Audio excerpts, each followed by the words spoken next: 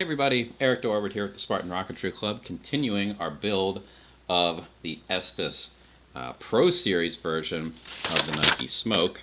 It is time to continue to build this motor mount, which has proven to be somewhat of an irritant because the centering rings, which are nice and strong, plywood, are not as tailor cut as one might hope. So they just don't stay where they are supposed to.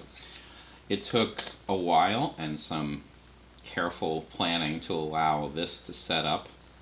This first build that I put in last time, which is supposed to be at 3¼ inches, so that's done. But this has been a slow go. By the way, the fins, they are all set. I finished the rest of them. One of them I had a slight issue with getting exactly this one where it was supposed to be. And I didn't, or there was that bump in the middle. I apparently didn't line it up quite right. It is off by like a 1/16 of an inch, but it fit together, and it should eventually, fit in here without any particular issues. I am going to have to check this and perhaps sand it or even shave it down a little bit so that it fits. I should really probably do that with all of these, like right now, because they don't seem to fit very well.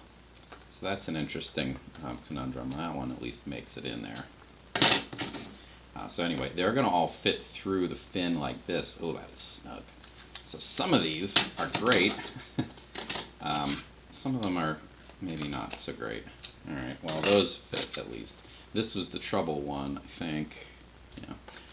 And yeah, it fits, but it's just not a great fit.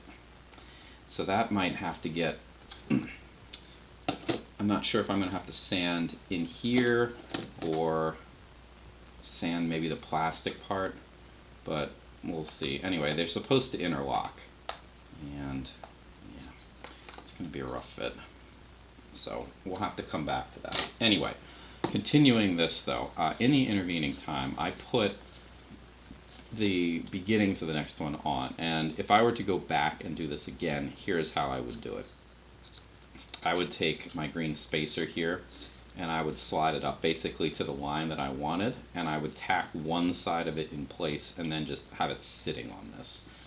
I would take that approach because it was really hard to get it to stay. I don't think I would attempt to glue on the line because I'm going to reinforce it with something stronger than wood glue anyway. But it was just such a pain. So I attempted that. I gave that a try. This is the bottom end of the motor mount. So I slid on the what is essentially a spacer here. And I say that and I can't seem to get it back on. That's fun. What did I do? Anyway.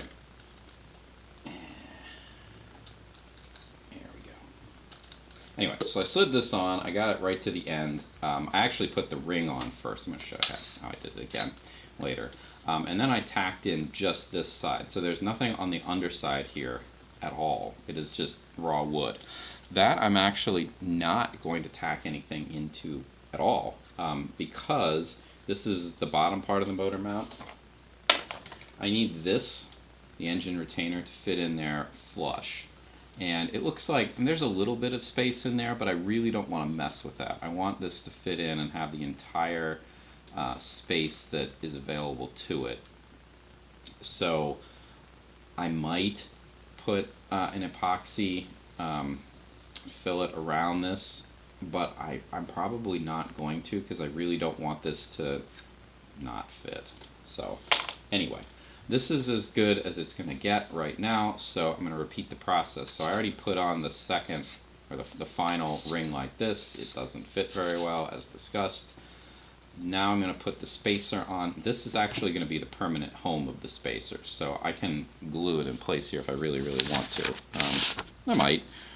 We'll come back to that. But right now it is just spacing so that I can have the motor mount here, or the motor mount's ring anyway, just kind of lying flat. Now it's not, it's not stable. So issue that I ran into is when I put the glue on in the other ring, I ended up kind of depressing, move move it so you can see it. I ended up depressing one side of this, so the other side kind of popped up in the air.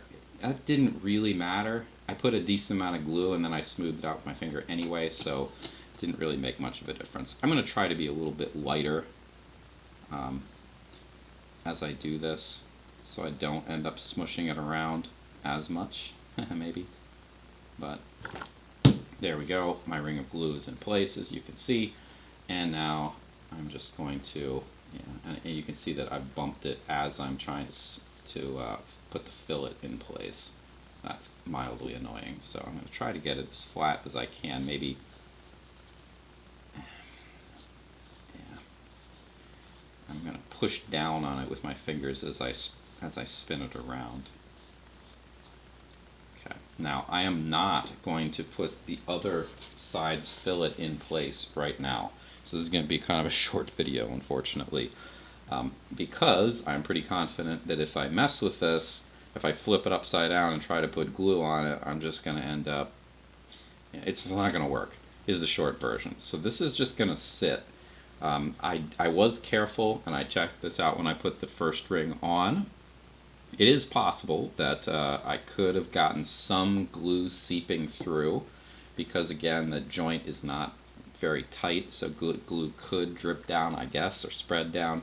So I was careful with this previous ring that the spacer did need to come off, that I checked it after like 20 minutes when the glue was heavily tacked but not completely in place, that I could remove it. And it didn't seem to pose a problem. It was a little sticky, but not very. So something to be aware of if you choose to do this approach with all three of the spacer rings. And again, in retrospect, I would choose to use this approach for all of them, and starting with the middle one. That one I would just tack one side at a time, just like this. Is going to take you a while, unfortunately. After a good 20 minutes, you can probably take the green ring off if you want. Now, again, this is where it permanently lives, so the instructions suggest that you just tack it in place. So I'm actually going to do that later.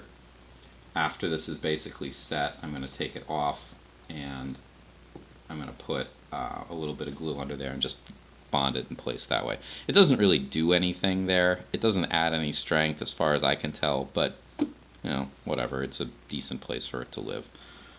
So that's kind of it for now. In half an hour or so, I will tack in the other side and go from there. Then it'll be time to reinforce all this. So that's it for now. Thanks for watching, and I will see you at some point in the next video. See you then.